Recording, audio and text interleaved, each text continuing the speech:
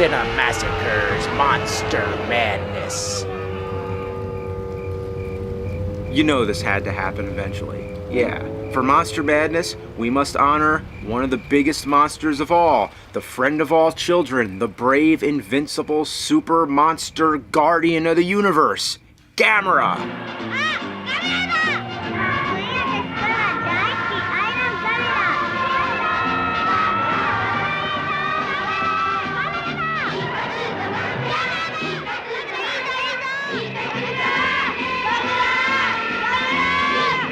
Ever since I did the Godzilla-thon, I've been getting tons of requests to review the Gamera series. I'm glad I waited because since then, Shout Factory released them all on DVD. Before then, every DVD version of these movies were garbage. This is what they looked like before, and this is what they look like now, thanks to Shout Factory. Also, they've been restored back to their original Japanese cuts. These are the kind of movies that are meant to be watched, so you should see them on your own. Reviewing them's kind of difficult because all I can do is explain what I'm seeing. Flying turtle, spaceship, lasers, boom, boom, boom. I'll just sound like a lunatic, but so be it. Gamera was made by the film studio Daiei. This was in the mid-60s when the Godzilla franchise was at its peak and all kinds of giant monsters were coming out of the woodwork. And in many ways, the Gamera series is a lot like the Godzilla series. Both series start in black and white, both monsters are awakened by a nuclear bomb, both monsters start as villains but become heroes, and both series were rebooted, bringing the monster back to a villain, but also a defender at the same time. For these reasons, Gamera has always been sort of in the shadow of Godzilla. It gives the impression that Gamera is the poor man's version, kind of like Transformers and GoBots. Nobody cared about GoBots. So let's give Gamera some love and respect. We're going to look at the 7 classic Gamera films from the original series. I'll lightly touch upon the reboots at the end, but we don't want to spend half the month on one monster. Anyway, the first film from 1965 was called Gamera the Giant Monster. The US version was Gamera the Invincible, spelled with 2 M's. Yet another strong similarity to Godzilla is that both US versions of these films were heavily re-edited and added American actors. Although when Gamera was released on VHS in the 80s, the US version was re-edited, this time cutting out all the American actors, any of the new footage, and this time being a lot closer to the Japanese cut. These VHS tapes were marketed towards kids. Collect 6 of our Just for Kids videos. And in the beginning of the tape, there's a really funny introduction with a kid who tells you how to adjust the tracking on your tape. Hi, I'm Noel. You're going to love this Just for Kids video. If you're having a little trouble with the picture on the TV now, maybe you just need to adjust the tracking on your VCR. That's the little switcher button just at the bottom of your tape there. If you need help, just call Mom or Dad or Big Brother or Big Sister. They'll help you. I don't mean to get off topic, so let's move on. The movie begins somewhere in an Arctic region with a plane being shot down. The plane was carrying some kind of nuclear bomb. When it explodes, it awakens Gamera, who had been hibernating in the ice. The movie offers very little explanation beyond that. We all know by now, nuclear bombs awaken giant monsters. Most movies would have spent a long time setting up the plot, but no. This one doesn't dick around. It introduces Gamera right away. In both the original Japanese version and original US version, once Gamera appears, that's when the credits start. But on the VHS version, the credits are moved to the beginning, and when Gamera comes out of the ice, there's no credits. This happened to be the first version I saw as a kid, so I thought this was really weird. Like, wow, they're really showing him off.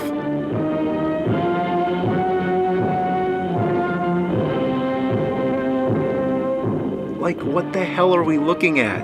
A grilled burger? So, Gamera goes around causing lots of destruction. The military tries to kill Gamera, but there's a kid named Toshio who won't have it. He loves Gamera. Why? To begin with, he just loves turtles, like the famous internet meme. But this kid is the original. He has a good reason at least, because Gamera saved his life. But Gamera pretty much kills everybody else, so Toshio is just a selfish shithead. the military starts up Plan A to set off explosions that flips Gamera on his back. I guess the line of thinking is, once a turtle's on its back, it's fucked. Yeah, just like Toshio's mom. But they didn't stop and think, this is no ordinary turtle.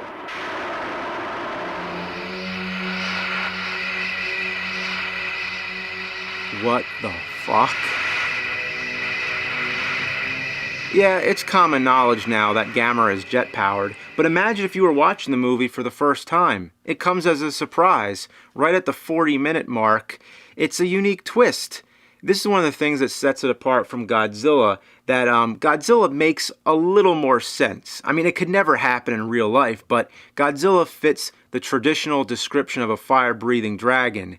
It's a familiar, mythical concept, but Gamera is just so out there. It's a flying fucking turtle! Roger Ebert, in his review of the 1995 reboot, said it best when he observed that Gamera is not a mechanical creature and never needs to refuel, so we can assume the jet blasts come from byproducts of organic material.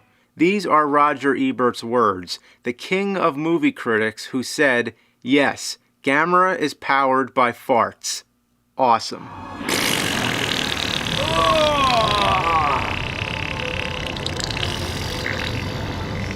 The rest of what happens is pretty standard for a monster movie. The defense agency holds a meeting to figure out what to do about Gamera. Meanwhile, the monster rampages through the city, which are some great effects scenes, on par with many of the monster films of the time. Finally, the grand plan goes into effect, which I find to be an absolutely hilarious way to stop the monster. They launch him into space. In fact, they send him to Mars. That's pretty original. You don't always have to kill the monster. Just get rid of him. Make him somebody else's problem. If there's Martians living there, they're in for a surprise. Well, Gamera's debut film may be a little typical, but for a movie of this genre, it's very competent and well made. It would have been more groundbreaking had it not been following in the mighty footsteps of Godzilla. But in its own right, it's a great example of the genre.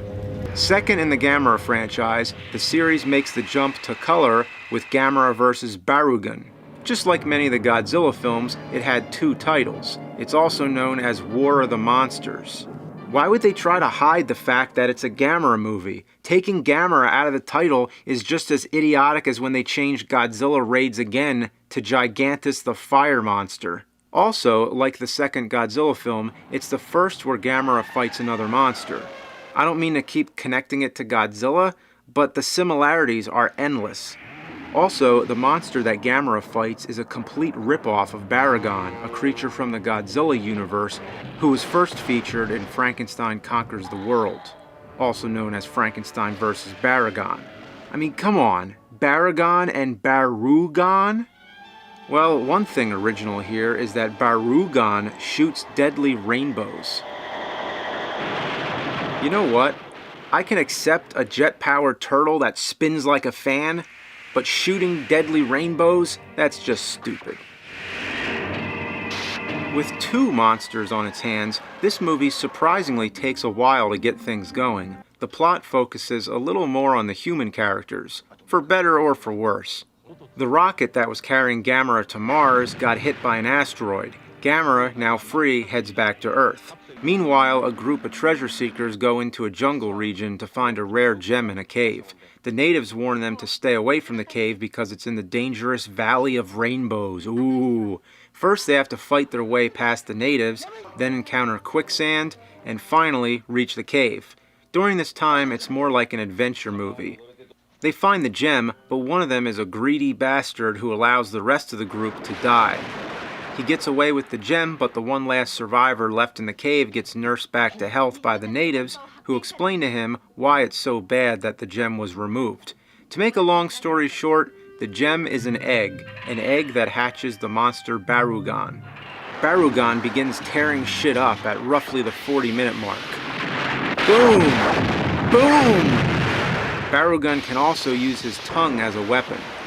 Then we go back to the asshole who let his friends die, who gets accused of murdering, and this escalates into a big domestic violence scene.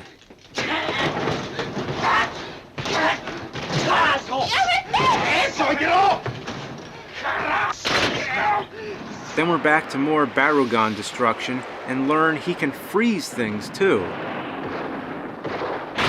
This creature gets more interesting all the time. Then at roughly the 55-minute mark, Gamera finally shows up again to fight Barugan. It's not clear that Gamera is a full-blown hero yet, he's just there to claim his territory. It's the same concept as when Godzilla fought Anguirus. They were like two animals acting out their natural instincts. In fact, it's exactly like this scene, especially with the pagoda in between them. The fight moves kinda slow. The monsters spend a lot of time sizing each other up. Barugan freezes Gamera, and Gamera retaliates by cutting Barugan, who bleeds purple. Gamera is frozen for a while, so the movie once again focuses on Barugan and the humans who are having their own fight. The survivor from the cave-in meets his murderous friend and they duke it out. It's actually more exciting than the monster fights. Then there's the age-old scenes talking about how to stop Barugan. They try to lure him into a lake with a diamond. But our favorite asshole shows up to steal the diamond just as they're acting out their plan. Great timing, dickhead. And then he's deservingly killed by Barugan. It always makes these movies more interesting when we have a human villain. Then there's a bunch more military scenes. They come up with another plan to deflect Barugan's rainbow back at him. It sort of works, but Barugan learns by his mistake and doesn't fire any more rainbows. Smart monster. With nothing left to do, Gamera shows up for the rematch, and the two monsters fight it out to the end. Whew. Well, that's the movie. How does it hold up? Well, it depends which way you look at it. For me, personally, I think it's one of my least favorites. The reason is because from this point on, the series got even crazier. I was introduced to Gamera through Mystery Science Theater 3000, and I've come to recognize the series for its comical elements, insane-looking monsters, ridiculous special effects, and off-the-wall fight scenes. With the exception of the deadly rainbow, Gamera vs. Barugan is more grounded.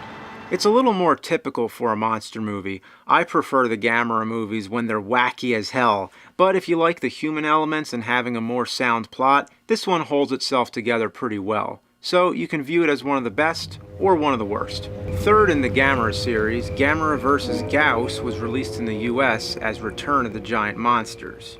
Because it's required by law that all Japanese monster movies have to be renamed for US audiences.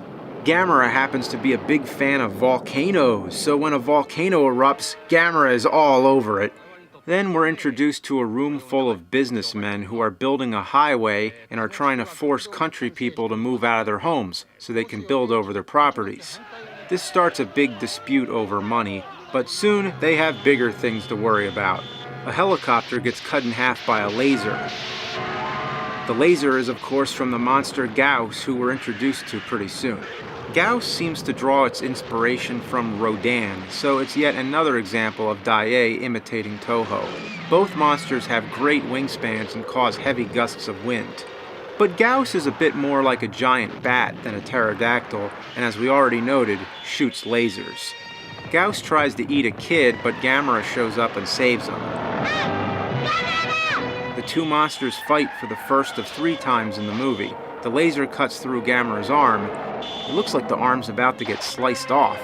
Gamera fights back by doing this real cool rolling move, then breathes fire, and then retreats. Guess what happens next? Gamera takes the kid to an amusement park.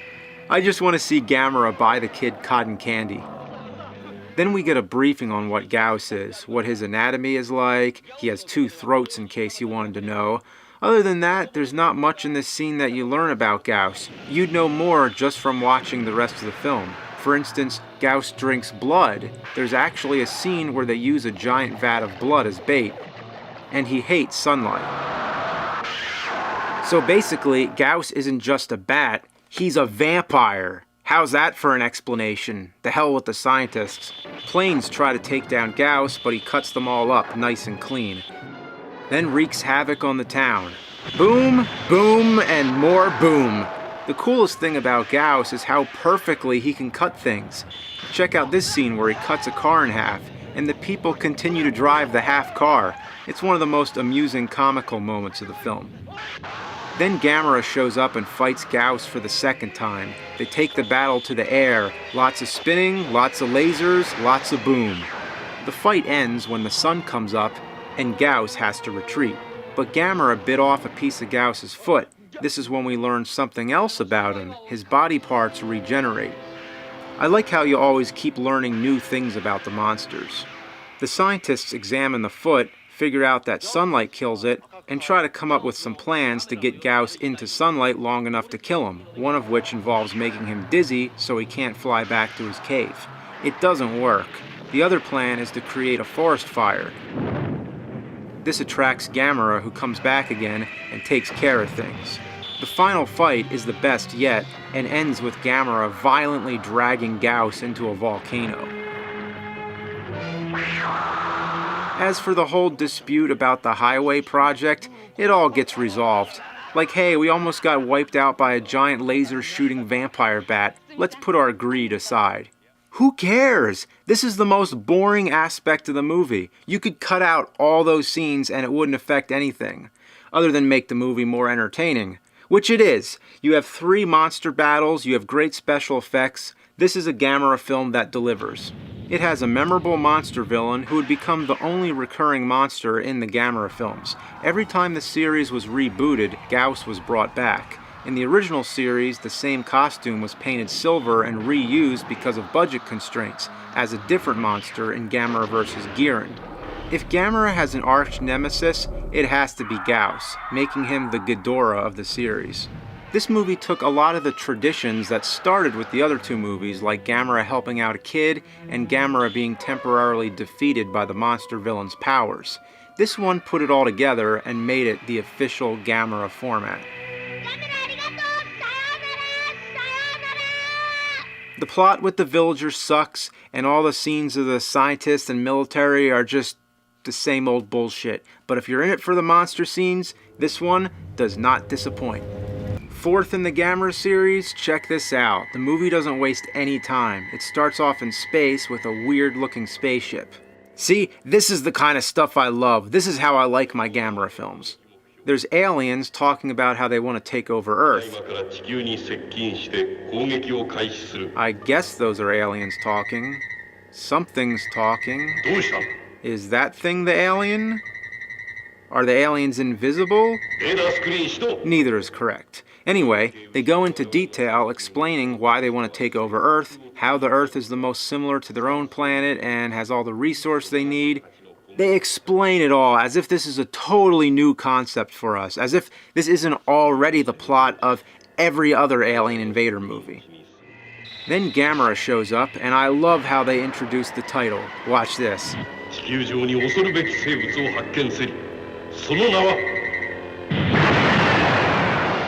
Yeah, Gamera vs. Space Monster Virus.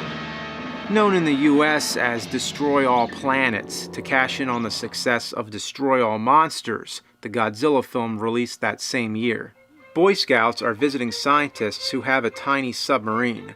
2 boys manage to get on the sub and go on a little undersea voyage. They happen to see Gamera, and of course, Gamera just loves kids. The scene goes on and on. It's fun time with Gamera. Then the aliens come back and trap Gamera inside some kind of force dome. They want to figure out how to control Gamera, so they do a memory scan so they can learn everything about him. You know what that means? Flashback. We get to see the fight scenes from Gamera vs. Barugan and Gamera vs. Gauss all over again. If you haven't seen the previous films, this is a good way to catch up on the series. It crams in a lot of bonus monster action. The flashback goes on for about 10 minutes. In the US version, it's twice as long. A 20-minute indulgence of stock footage. It's a cheap way to burn off more of the film's runtime, but hey, would you rather have this or more scenes of scientists and military men talking? The aliens kidnap the kids. Let me point out 2 things that I like about this direction the series is taking. One, it's outer space themed. We spend a lot of time aboard the alien ship and see all kinds of imaginative production design. Two, this is the first Gamera movie where the kids are the main characters. I think this makes the series more fun to watch because it puts you in a child's perspective, which is the right frame of mind to enjoy these movies. These kids say Gamera all the time.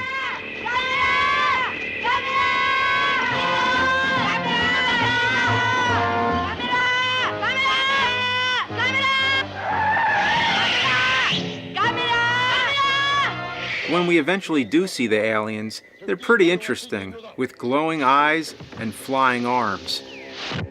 Looks like a piece of meat from a Tom and Jerry cartoon. The aliens take control of Gamera with a brainwave device, very much like the plot of Godzilla vs. Monster Zero, and send him to destroy Tokyo. Cut to more stock footage from the first Gamera film. Now it's getting ridiculous. The first movie was in black and white, but they give no regard to this whatsoever. The kids manage to beam themselves down from the ship and help Gamera break free from the aliens' control.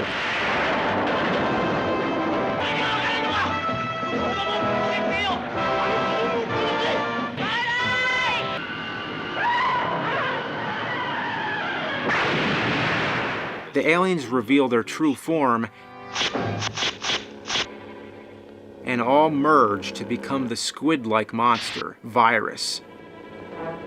Amazing!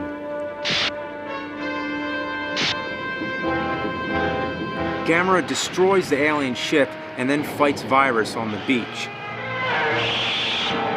This is what we all came to see, but the movie's been so entertaining up to this point that this is just a cherry on top of the sundae.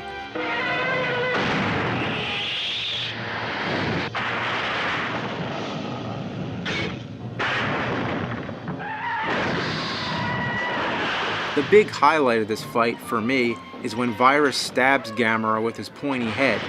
It's pretty brutal, but that's not what I'm talking about. Just wait. Gamera flies into the air with Virus still impaled into his body, and now for the greatest what the fuck moment. That's the best thing I ever saw. Take that image and put that on a t-shirt. Out of context, that could really confuse somebody. What the hell is that? Fifth in the Gamera series, it's Gamera vs. Giran, known in the US as Attack of the Monsters.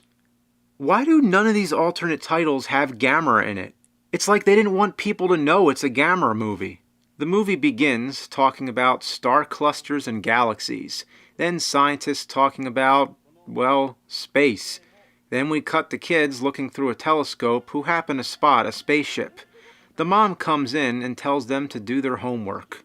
This brings you back to an innocent time when kids didn't have things like video games to keep them occupied. They looked to the stars and used their imaginations. This is when the idea of space travel was like the coolest thing ever.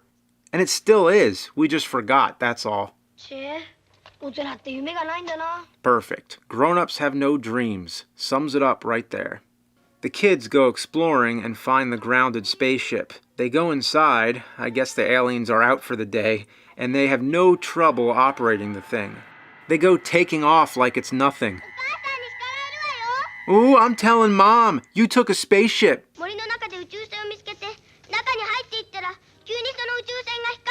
So they make it to outer space. Every kid's dream. They actually did it. Next thing, Gamera saves them from an asteroid. And you know what time it is? It's Gamera fun time.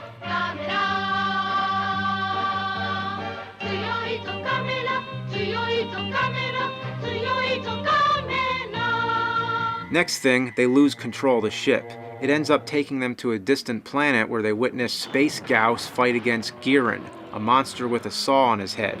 Supposedly, they ran over budget, so they had to paint the old Gauss costume silver rather than creating a new monster. But I think it makes up for it with Giran.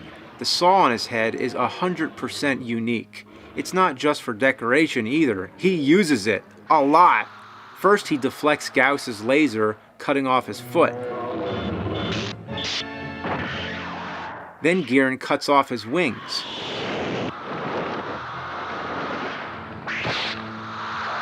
then decapitates him, and then slices him like pepperoni. Would you consider this scene too gory for children? Would anybody take this seriously? Well, apparently somebody did. The US version, released by AIP, removed any scenes that they thought were too violent. But when they were re-released for home video, marketed for kids, they put the scenes back in. And these were the same versions they used on Mystery Science Theater 3000. Quit while you're ahead. Oh, I'm sorry. Ah! But all those bargain DVDs were the butchered AIP versions. Nowadays, you can get the fully restored Shout Factory versions. Those are the ones to get, without a doubt. The kids go exploring inside the alien headquarters where the production design shows off.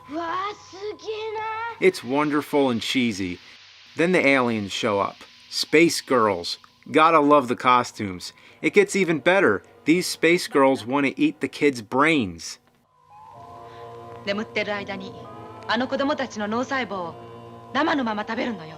put one of the kids under hypnosis and ask him some questions, but the only thing on his mind is bagels.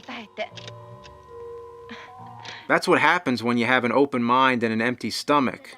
Then the kid tells them all about Gamera. You know what that means? Another flashback. Already this movie has been borrowing every plot element from Gamera vs. Virus, so why not the stock footage flashback scene as well? This one's only about 3.5 minutes. Anyway, Gamera comes to the planet to rescue the children. The aliens unleash Giran, who's under their control. The two monsters fight. It's one of the most awkward monster fights ever. These are my favorite shots when it's far away. Look at this picture. Look at what's going on here. Time for Monster Villain Superpower number 2, Ninja Stars. First time I ever saw a monster put ice on its wounds. Look at this editing, by the way. What just happened? Gamera was standing on ice. Now all of a sudden he's in the water. The monsters jump all around in slow motion. Might have something to do with the gravity on the planet. And the main highlight, let's see how many times Gamera can go around the pole. 1, 2, 3, 4. He's got to go back around. Was it that important to show how Gamera got the momentum? Couldn't they just use a cutaway and then come back to Gamera flying off the pole? Then when Gamera gets stuck with more ninja stars, he dances. And it goes on and on.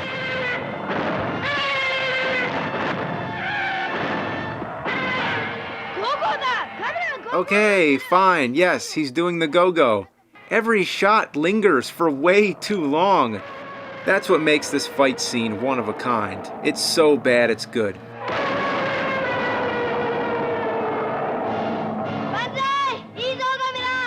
The grand finale is when Gamera sticks Giran's saw into the ground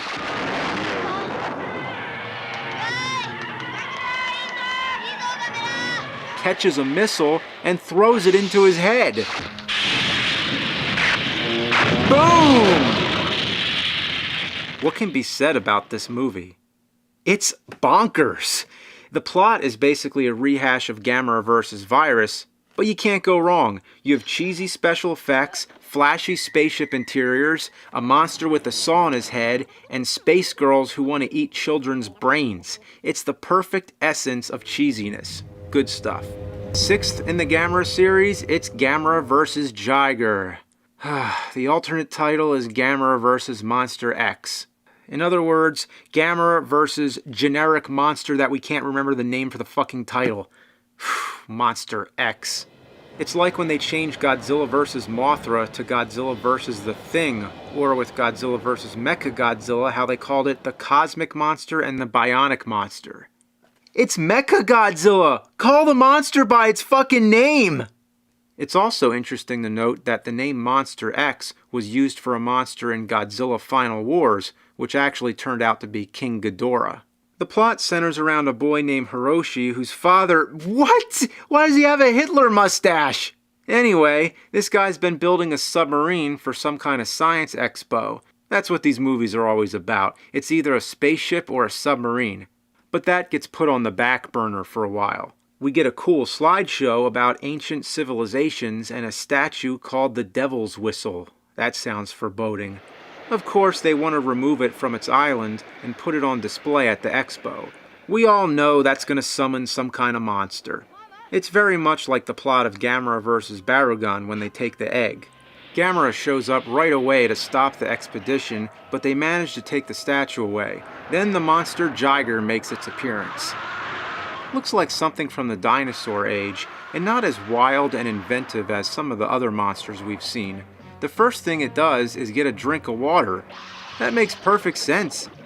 If you've been sleeping in a pile of rocks for ages, you'd be thirsty. It's funny that most monster movies would never address that. The only thing we need to see now is a monster take a shit. Gamera shows up and fights Jiger. Man, every time the humans screw something up and awaken another monster, Gamera's always got to deal with it. Gamera does pretty well until Jiger reveals the mandatory surprise attack, where she shoots spikes into Gamera's limbs. Now for the traditional Gamera's in trouble phase. This time it's the spikes that keep Gamera from retracting his limbs, which means he can't fly. Next, of course, Jiger starts destroying the city. Then the planes come in to take her down, as if that ever worked. One of the most awesome effects is when Jiger shoots some kind of death ray that turns people into skeletons. Meanwhile, Gamera finally gets the spikes out of his body and takes flight. Match 2 takes place in the city. It has lots of great explosions and cartoony moments, like when Jiger uses a piece of a building as a seesaw to throw Gamera into the air. Once again, Gamera gets wounded. This time, Jiger injects Gamera with some kind of parasite. Gamera goes into some kind of frozen state. Then we have the mandatory scientists gather around a projector scene. They explain what's going on with Gamera. Basically, Jiger sort of impregnated him with a baby Jiger. Just to demonstrate, the scientist shows them documentary footage. Real documentary footage, I might add, of an elephant that had some kind of larva eggs hatch inside its trunk. What happens here is so disgusting, I'm not even going to show the clip.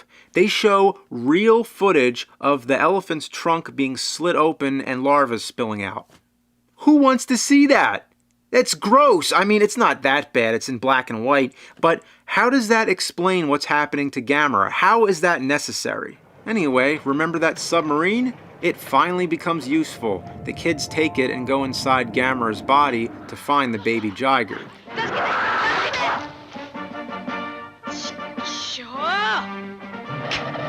They accidentally figure out that it can be killed by the static noise from their walkie-talkie. Then guess what? We get another science lesson. This is one of the cliches in these movies that gets really old. Like, okay, we get it. That's the monster's weakness. Remember the scene in The Blob when they find out the only thing that can kill the blob is anything that's cold? Hey, that's it. It's cold. That's why it didn't come in the icebox after us. It can't stand cold. Do we need a whole scene explaining it? No, he just says, everybody, get some CO2 fire extinguishers. And that's it. That's how you do it right. Anyway, they restore Gamera back to life using an electric charge from power lines, and then match 3 takes place. Now comes one of the more absurd moments of the film. Jiger uses her death ray, Gamera is able to block it, but the noise it causes is so powerful that Gamera has to shove telephone poles into his ears. He shoves them in far, too. Ouch! The fight continues. Gamera finishes off Jiger by stabbing her in the head with the statue. This is one of the gorier Gamera films, especially with the gratuitous elephant trunk surgery. It's no wonder why it wasn't released on the Just for Kids VHS tapes. But anyway, how does the movie hold up? Has some great effects. But that's about it. It doesn't take the series in any new direction. It's the same basic stuff. 7th in the Gamera series, it's Gamera vs. Zigra. As far as the alternate title goes, it's usually just Gamera vs. Zigra. Wow! Although I've heard that there is another title, Gamera vs. Deep Sea Monster Zigra, just in case we needed to differentiate it from all the other Zigras. This one takes it back to outer space. In fact, it begins looking like a live-action version of an Atari 2600 game. Boom! This time, the villain is a space girl who's commanded by a shark head on the ceiling covered in cobwebs. The whole set looks like it was recycled from parts of the Gamera vs. Giran set. Even the costumes look the same. It probably is. The spaceship is underwater. That's right, it's underwater now. Some kids are on the surface in the middle of Gamera fun time when the ship shoots a beam of light that transports the kids aboard. The space girl explains to them that they're going to take over the Earth so Mr. Sharkhead can inhabit the waters. Yeah, before more dust and cobwebs form on him. The big problem, and the reason they view Earth people as being so evil, is because they pollute the waters. That's right, we have an anti-pollution message going on here, just like in Godzilla vs. the Smog Monster. Save the Earth, save the Earth, save the Earth, save the Earth. Both films came out in July of 1971, but this time Gamera came first, by only a week. The kids escape the exposition extravaganza and have some more Gamera fun time.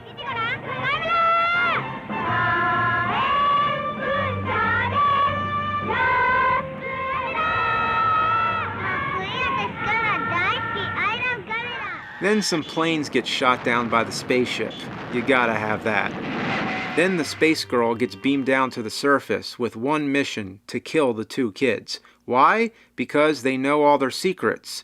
Well then, why did she tell them in the first place? She uses a hypnotic spell on people. The first thing she uses it for is to steal some clothing. Terminator style. The first people she happens to see are wearing bikinis, so now she's going around like that. In other words, no longer needs the hypnotic powers. She finds the kids and chases them through an aquarium. They stop her by making noises into a walkie-talkie.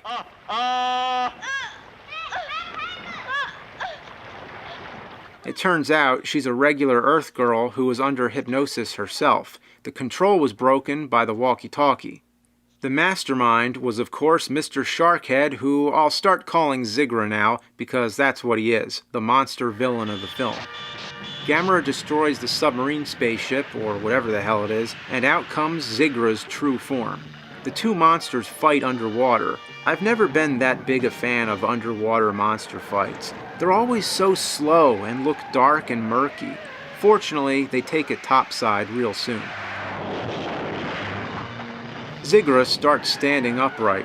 I love how he has so many sharp points on his body. He's like a switchblade knife. He zaps Gamera with his beam of light, immobilizing him for a while, the series' time-honored tradition. Then scientists talk endlessly about it. They descend into the ocean and try to awaken Gamera with sonar waves, but not before they're attacked by Zigra. This is one of the slowest moving parts of the film. I would have rather just had one really good monster fight instead of all this. Finally, Gamera wakes up and rematches Zigra. It ends with another goofy highlight. Gamera plays Zigra's back like a xylophone.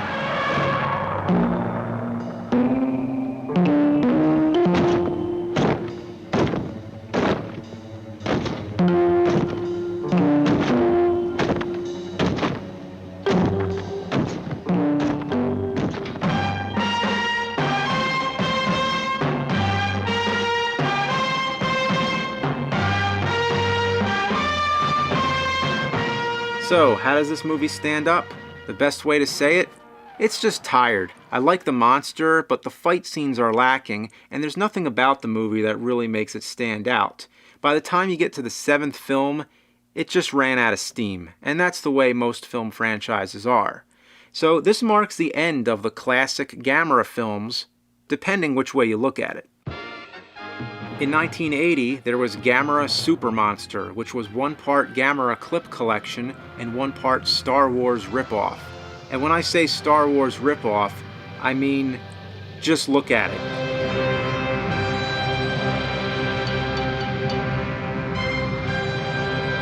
It also seems to try to cash in on the Superman craze of the time. The superhero women here are trying to defend the Earth from aliens. But who needs them when you have Gamera?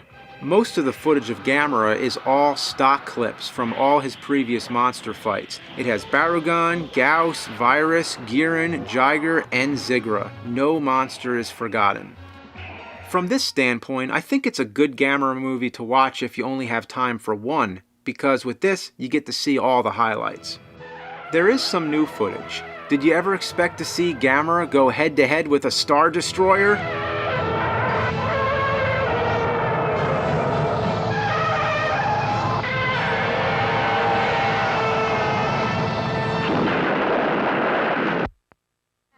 Not to mention, there's a weird singing kid. Yeah, I don't know where else to fit that in. And the funniest moment of all,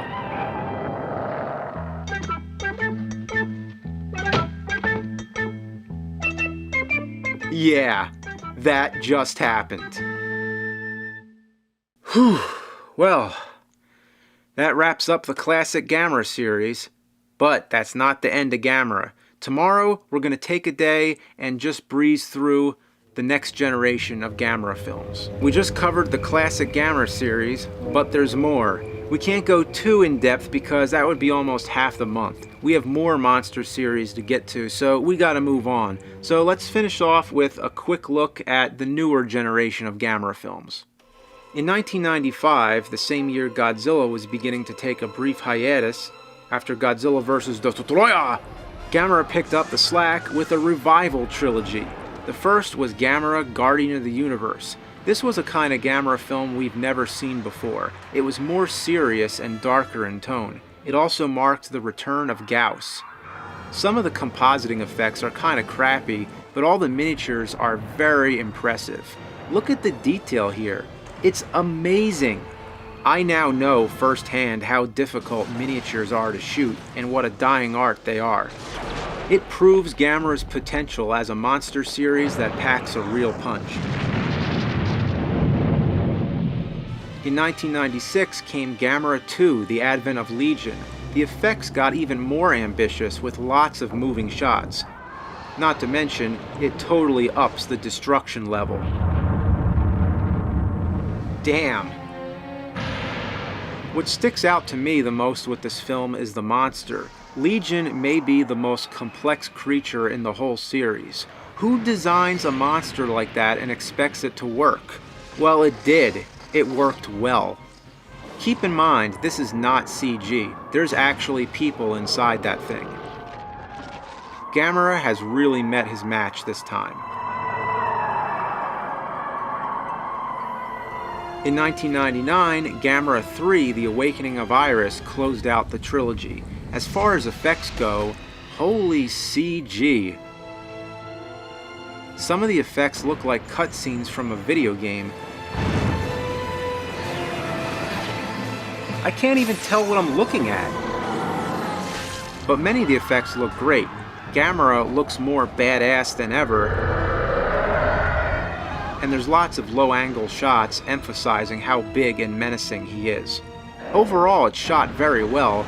The one thing I really don't like is all the digital shaking of the camera. They use this effect all throughout the movie. It goes way too far. Gamera's first enemies are a bunch of members of the Gauss species, but that's only part of it.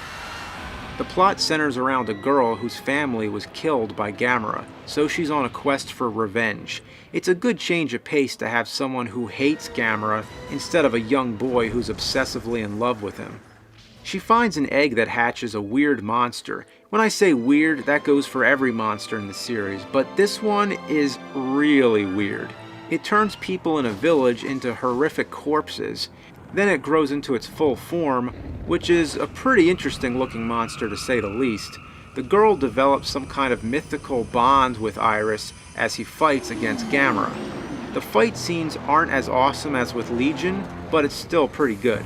I wish these movies would have came out in theaters here in the US instead of the 1998 giant lizard movie from TriStar that happened to be named Godzilla. It was the one time when Gamera was truly on top. At last, in 2006, there was Gamera the Brave. This one was another reboot. It does the unthinkable. It kills off Gamera in the first 3 minutes. The rest of the film centers around Gamera's son named Toto. He's discovered by a young boy when he's only a baby turtle. Seeing a giant turtle flying around is strange, but a tiny, realistic-looking turtle is somehow even stranger. He watches the turtle grow up until he eventually becomes Gamera size. He doesn't look mean and badass like the old Gamera. This one is cute, sort of like what they did with Godzilla's son. The monster named Zetus appears. It's not that unique of a monster, just a lizard that jumps around with a spear tongue, but the suit is really well done. In fact, all the effects in this film are top-notch.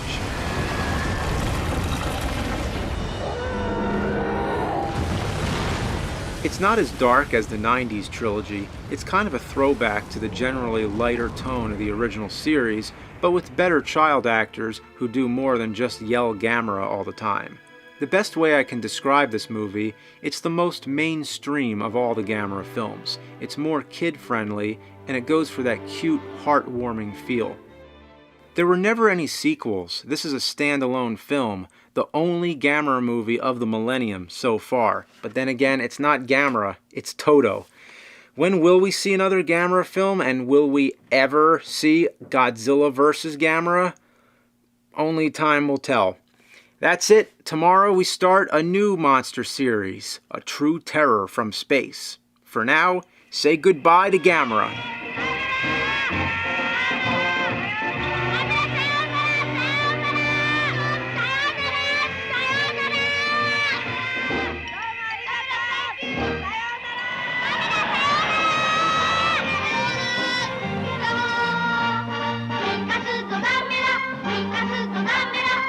Sayonara.